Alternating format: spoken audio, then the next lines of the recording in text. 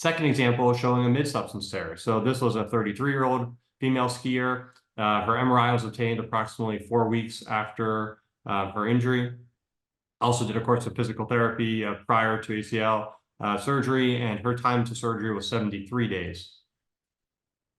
And this video shows, what a mid-substance type tear looked like at the time of arthroscopy. These do take a little bit more work to for the suturing of the ACL stump. But using the elongation techniques, as Dr. McMillan showed, you can get excellent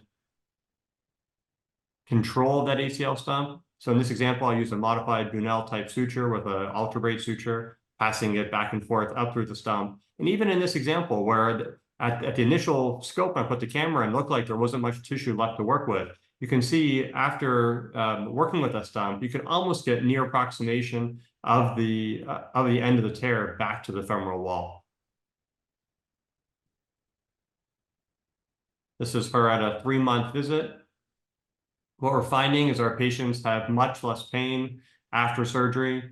Although initially we go a little slower with the range of motion, they catch up by the second or third week, getting already down to 90 degrees. And then this is her at 3 months. You can see the small size of the incisions as well.